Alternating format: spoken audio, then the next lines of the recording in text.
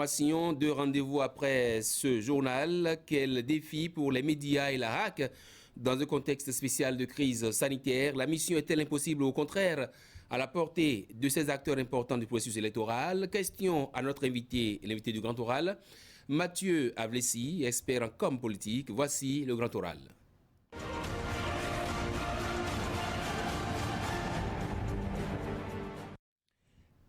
Bonsoir Monsieur Avlessi, bienvenue monsieur. Sur ce plateau. Bonsoir Monsieur Aniambosso, plaisir renouvelé d'être avec toi. Merci. De votre position et avec tout le recul, dites-nous comment vous suivez l'actualité électorale au Bénin en ce moment. C'est vrai que la propension et puis dans le contexte du coronavirus nous a amené le gouvernement à faire l'option d'une campagne strictement médiatique au fin de continuer à contenir la propagation du virus. Nous avons observé et puis nous avons vu les dispositions prises par la RAC pour contenir un peu les élans des acteurs de la presse que vous êtes, parce que vous savez que la presse, la communication, c'est une activité de grande portée. Ça peut faire et défaire tout. Et le contexte y prête. Pour la petite histoire, vous constatez avec moi que la guerre Tutsi, l'étincelle a été, au Rwanda, bien sûr. L'étincelle a été allumée par la presse. Et donc, les acteurs de la presse que vous êtes, parce que la radio n'agit pas, c'est les individus qui font travailler la presse. Et l'information, la portée est très grande. Donc, nous sommes dans une période très sensible. Il y a deux raisons. Que la campagne étant essentiellement médiatique, on travaille à contenir les élans des uns et des autres pour que cela ne nous amène pas à la dérive. Est-ce que vous avez senti en cette équipe de la HAC là, que l'équipe a bien saisi la mission qui lui a été confiée pour le compte de ces communales municipales? Je ne saurais tirer à boulet rouge sur cette équipe. Certes, c'est une nouvelle équipe.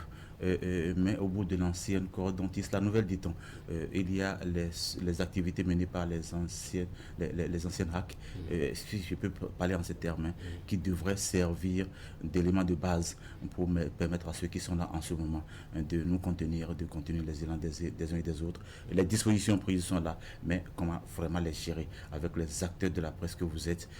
Nous avons de raisons de leur faire en partie confiance et puis au même moment leur demander de revoir bien dans les anciennes copies comment cela pourrait se gérer pour que nous n'ayons pas de la dérive. La campagne sera essentiellement médiatique, vous l'avez dit tantôt. Est-ce que c'est une mission compliquée ou difficile pour les médias? L'un dans l'autre, à la fois compliqué et difficile. Je trouve que c'est une mission à la fois compliquée et difficile parce que j'ai eu la référence tout à l'heure de la guerre au Rwanda. Et donc, lorsque un mot mal placé sur les médias, extrapoler tout de suite pourrait embraser.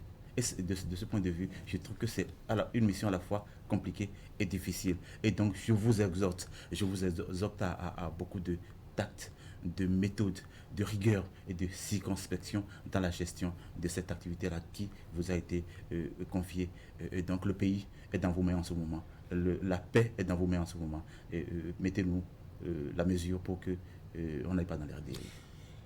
Quel type de partenariat, M. Avlessi, bon, c'est vrai, on a saisi la portée de votre message. Quel type de partenariat pourrait-il y avoir entre la HAC et les médias, à votre avis, pour qu'on puisse aller vers cette paix que vous prônez ou que vous... Je crois que, déjà dans une certaine mesure, il faudrait que les gens soient bien suivis. Bien suivi, que le contenu du contrat soit consistant. Je ne connais pas le contenu de vos contrats, mais il faudrait un homme, une mission et les moyens pour la mission. J'aurais souhaité que la RAC prenne la mesure des choses. Si la campagne ne fait pas de regroupement et que c'est les médias, j'aurais souhaité que la RAC donne vraiment les moyens aux agents, aux organes de presse pour que le travail se fasse avec rigueur, tact et circonspection. Dans le contexte où il n'y a que ces forces politiques, vous voyez des partis politiques vraiment jouer leur partition afin qu'on puisse aller vers cette campagne médiatique-là. Les partis politiques, vous avez dit, les partis politiques, c'est vrai qu'il n'y a plus la grande foison de partis politiques allant aux élections. Ça, c'est déjà un facteur favorisant le travail à faire. Mais je sais aussi que nous avons de nouveaux acteurs et même les anciens acteurs politiques n'étaient pas très habitués à ne faire que la campagne à travers les médias, encore même qu'ils en faisaient très peu. très peu. Donc, c'est une nouvelle variante pour eux. Je pense qu'une formation devrait pouvoir leur être donnée. Et je crois que cela a été fait la semaine dernière, si je m'abuse, que cela se renforce. Parce que c'est une formation d'adultes, c'est de la formation continue qu'il s'agit.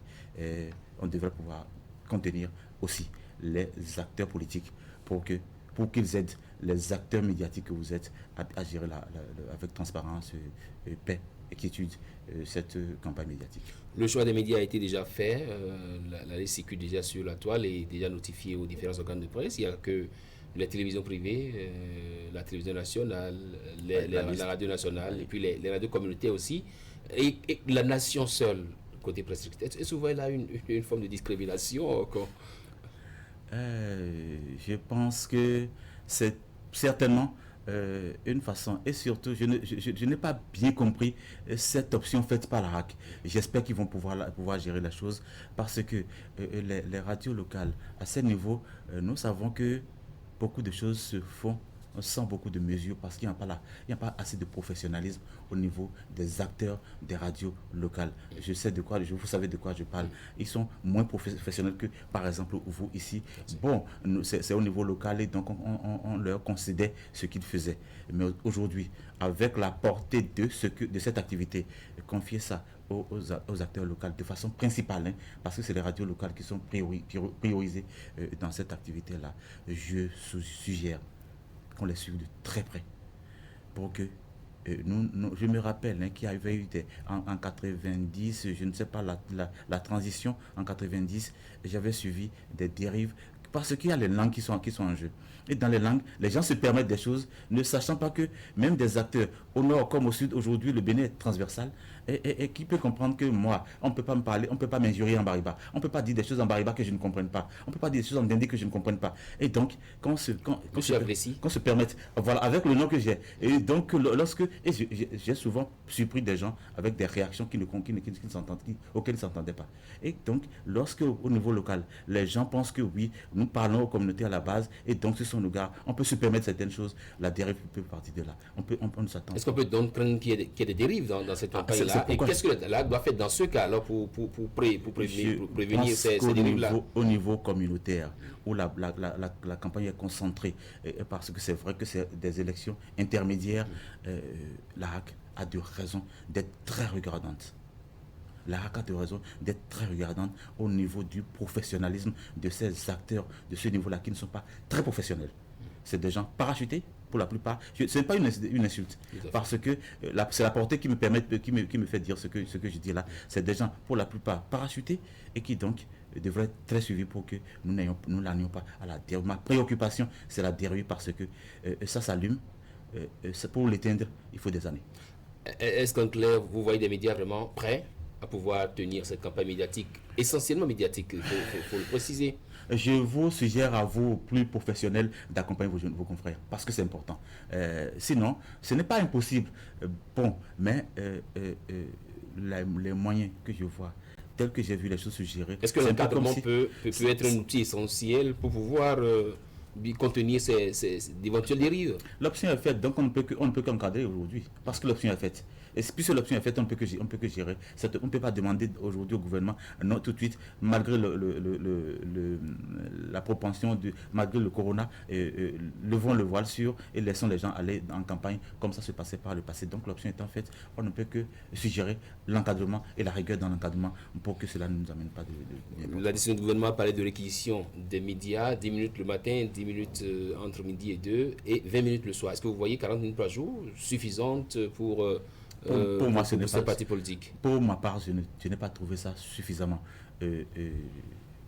suffisant pour que les choses se gèrent, parce que les gens n'ont pas d'autres alternatives. Certes, il a été demandé que peut-être les réseaux sociaux, les acteurs, les réseaux sociaux relaient un peu l'information. Mais de ce point de vue, j'aurais demandé que ces acteurs-là, qui aussi manquent de professionnalisme, ne mettent pas des interprétations qu'on n'aurait pas souhaitées. Ce qui est dit, puisque c'est généralement préenregistré au niveau de ces radios-là, donc le travail de filtrage étant fait et qu'ils relaient simplement ce qui est dit là, que les relayeurs ne mettent pas leur touche, voulant peut-être favoriser X ou Y, ça pourrait toujours conduire à la dérive.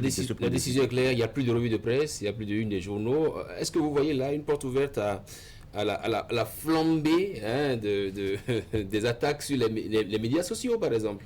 Et c'est pourquoi je demande qu'à ce niveau-là, il faudrait que ces acteurs sociaux fassent attention, parce qu'il y a la loi sur le numérique et qui pourrait les rattraper. Donc là, si déjà les professionnels que vous êtes contenus, confinés dans une certaine mesure, il y a des raisons qui vous observent pour savoir, attention, on n'a pas la main pour tout dire. Et c'est pourquoi je demanderais qu'ils ne fassent pas des commentaires indécents sur ce que la presse aurait diffusé.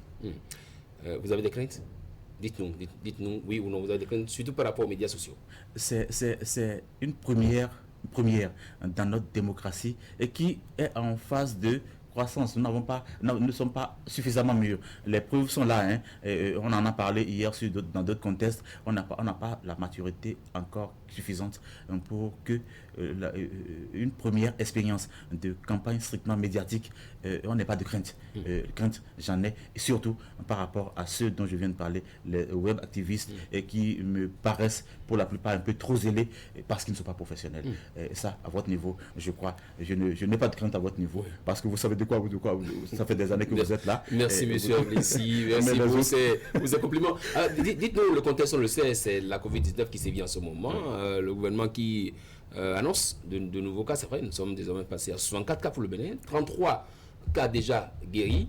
Et il s'est fait que... Comment voyez-vous d'abord la gestion de cette crise-là au Bénin? Bon, je crois que globalement parlant, on ne peut que nous satisfaire un peu de ce qui se fait, parce qu'on n'a pas trouvé la situation s'extrapoler tout de suite. Mais je crois qu'il devrait pouvoir, parce que nous ne sommes pas, je l'ai dit, je le répète ailleurs, nous ne sommes pas épicentre du coronavirus, de la crise. Et donc, si ça vient, ça veut dire que généralement c'est importé. Et donc, ça veut dire que le filtrage a encore quelques problèmes au niveau de nos frontières. Et donc, je demande aux acteurs de mettre encore plus de la rigueur au niveau de ces filtrages-là. Et que les personnes suspectées, déjà au niveau de la prise en charge prévue, je crois que le président est intervenu hier par rapport à la chimioprophylaxie, qu'il a dû nous expliquer, oui, faisons usage, qu'on fasse vraiment usage de ces produits-là au niveau de ces personnes suspectées, ça nous assurer que voilà, ce n'est plus des personnes suspectes avant de les laisser rentrer. Parce que quand ils rentrent, on revient à constater que c'était des personnes qui étaient des porteurs sains. Ça veut dire que des gens ont été déjà infectés. Et c'est les conséquences que nous avons avec ces quelques avancées qu'on observe là, et que la rigueur s'installe davantage. Oui, l'expert en communication politique doit pouvoir quand même se prononcer sur cette intervention du chef de l'État hier. Patrice Talon qui était venu, c'est comme si vous et moi nous étions ici et que le chef de l'État appelle. C'est presque, c'est jamais vu au Bénin. Bon, une première, il y a des raisons que ça s'interprète dans tous les sens. Personnellement, je n'ai pas d'état d'âme par rapport à ça. Toutefois, je pense que il y avait mieux. Il y avait une autre conduite qu'on pouvait avoir pour que les interprétations que je ne vais pas relayer ici et que j'entends ne se fassent pas. Mais l'un dans l'autre c'est fait. Mais il fallait aussi qu'on explique cette terminologie et qui n'était pas, parce qu'on n'était pas dans un amphithéâtre de faculté de médecine. Il y a ceux qui pensent, et moi je le dis, que c'est un désaveu pour le ministre de la Santé qui a utilisé le mot chimioprophylaxie. Je ne voudrais pas tout de suite accuser le ministre, certes, et qui s'est trouvé. Je suis médecin, on me pose une question, c'est question médicale, je réponds avec les thèmes du médecin. Et ce n'est pas certainement le réflexe du communicant que vous êtes et que je suis.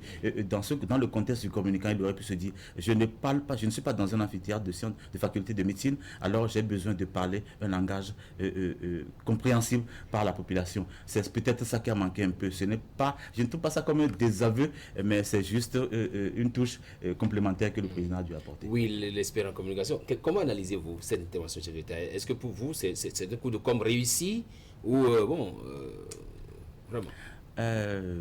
Dans certaines mesures, dans le... On a vu par exemple en France, Macron aller rendre visite à Dr Raoult.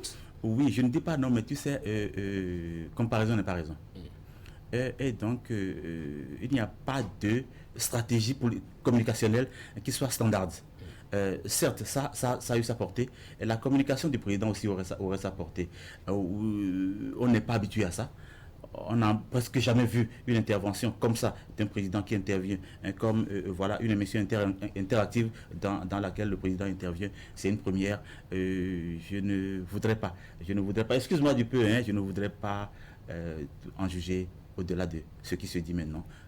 Nous allons pouvoir contenir les élans de ceux qui pensent que c'était un désaveu au ministre, un peu comme vous, des désaveux au ministre. Je ne voudrais pas qu'on pense que c'est ça. Le ministre n'est pas communicant comme moi. Il aurait pu se dire, attention, je suis sur un plateau, je parle aux communautés, je dois parler un langage communautaire. Il a parlé un langage technique qui n'était pas très adapté sur les lieux. Le président aurait pu trouver une autre formule de revenir sur, parce qu'aujourd'hui ça s'interprète désaveu au ministre et tout ça. Bon, mais l'un dans l'autre. Et nous pensons que la population a eu l'expression qu'il fallait pour comprendre la terminologie chimio-prophylaxie, et c'est tant mieux pour nous. Que le chef de l'État appelle en pleine émission, je pense que c'est... En fait, qu'est-ce qu'il faut comprendre? Est-ce que c'est pour dire aux populations, je vous suis, je vous informe en temps et en heure utile? C'est quoi le message qui se cache derrière cette intervention chef de l'État? Maintenant que tu insistes, je pense que c'est pour que la crise au corona retient principalement l'attention du chef. Il y a plusieurs chaînes qui passaient des émissions à l'heure là. S'il était attentif à ce qui se passait, attentif au point de dire attention, je ne veux pas laisser passer l'opportunité de donner l'information réelle, de donner la compréhension qu'il fallait à ma population, à mes compatriotes. Je crois ça, c'est de grande portée. Il faudrait pouvoir remercier le chef par rapport à ça, par rapport à cette propension de dire ça me préoccupe, je ne veux pas, je veux des vivants, des personnes bien portantes au Bénin que je vais gérer. C'est comme ça, moi je interprète la chose. C'est pour notre mieux-être que le président est là. Si on est bien, il gère déjà bien. C'est tant mieux pour le développement du Bénin. Mathieu Ablessi, merci. Je vous en prie. Merci d'être passé. Vous êtes notre spécialiste ici. J'espère que vous aurez le temps de passer. Je vous ai dit que ma présence ici, c'est la confiance renouvelée. Vous me faites confiance, je vous fais confiance. Vous m'appelez, je serai toujours là. Merci. Dans un instant, un tour sur la toile avec Esther Gaba qui fait déjà son entrée dans ce studio.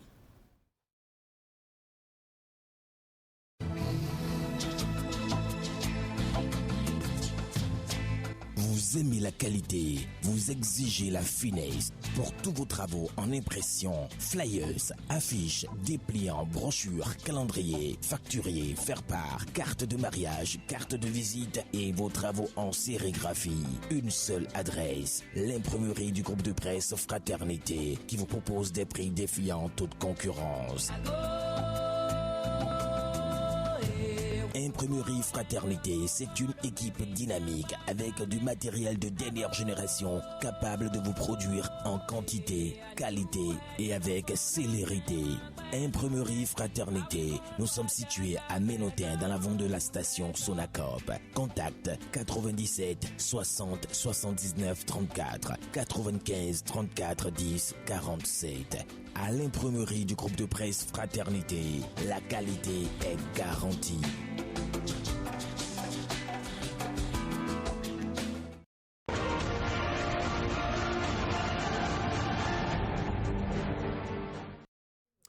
Esther, bonsoir, bienvenue sur ce plateau. C'est votre rubrique ActuWeb. Bonsoir. Et on commence par ce sujet. C'est une émission sur la télévision nationale et cet appel surprise du premier des Béninois, Patrice Talon, qui parle du traitement à la chloroquine en réponse à une préoccupation.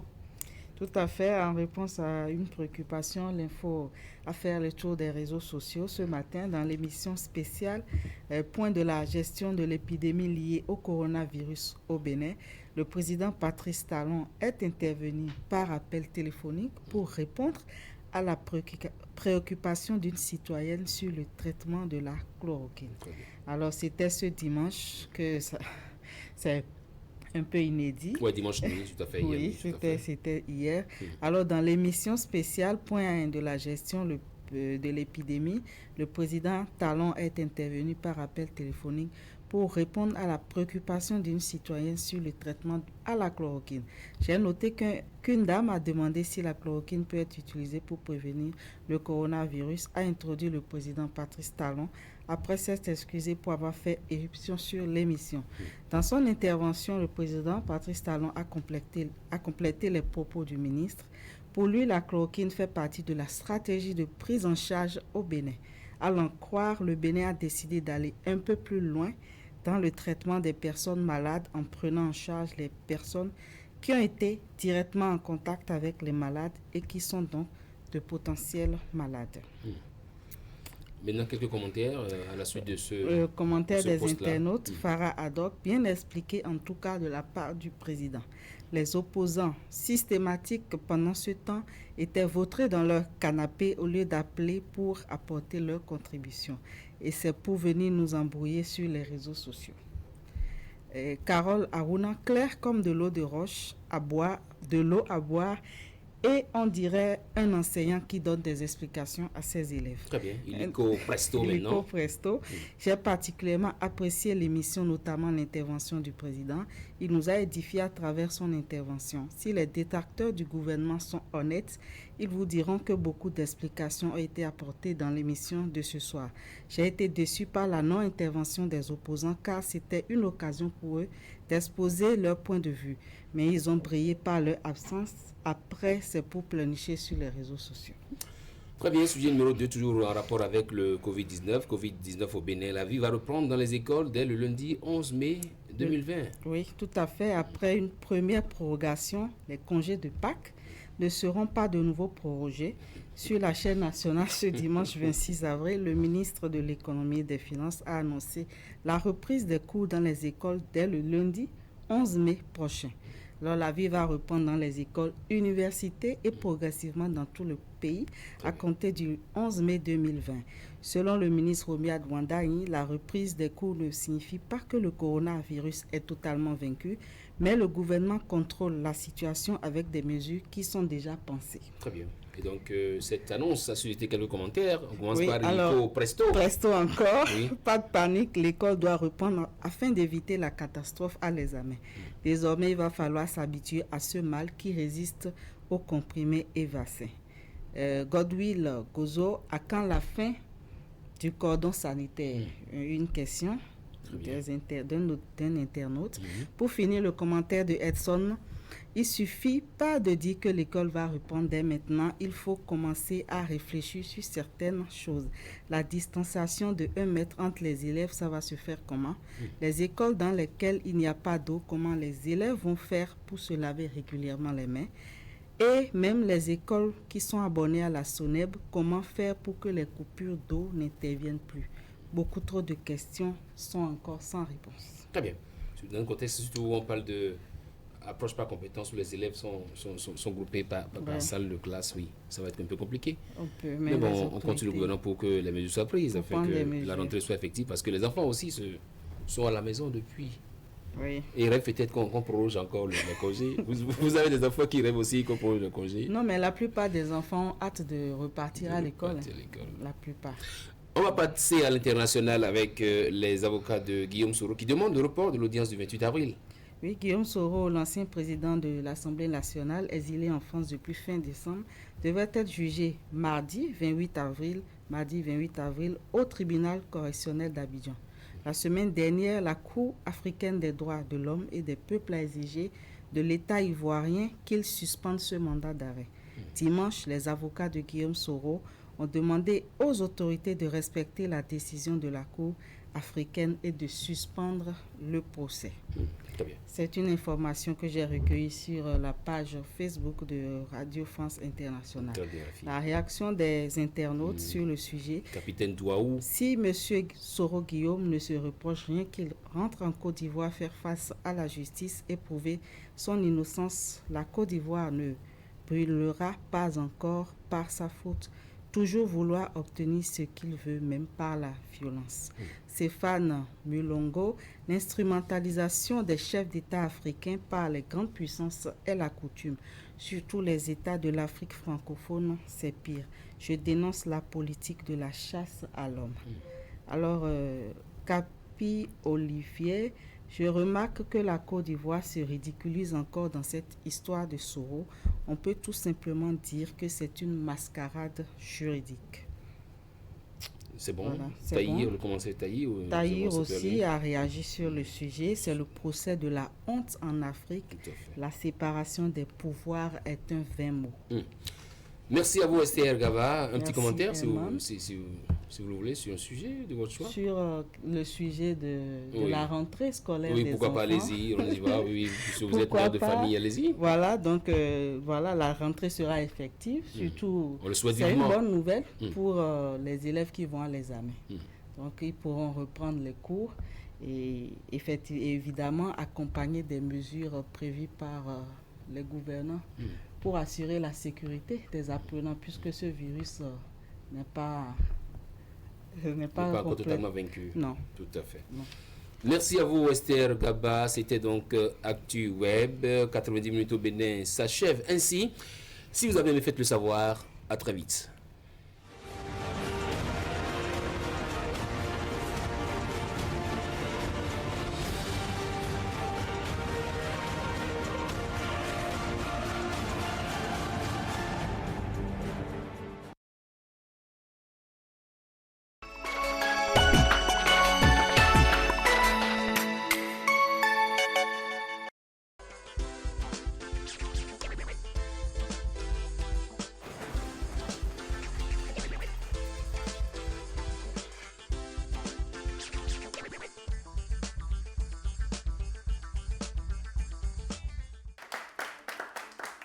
Bonsoir mesdames, messieurs, bienvenue par ici. Voici une nouvelle semaine qui démarre et nous sommes heureux de savoir que vous nous suivez, mais surtout que vous jouez autant que possible au loto. Alors ce soir, on va se concentrer sur la machine et on va découvrir les 6 numéros. C'est parti. Très bonne chance à tous les joueurs et parieurs du loto. On parle de fortune par les boules. Alors, laquelle des boules fera donc sa sortie?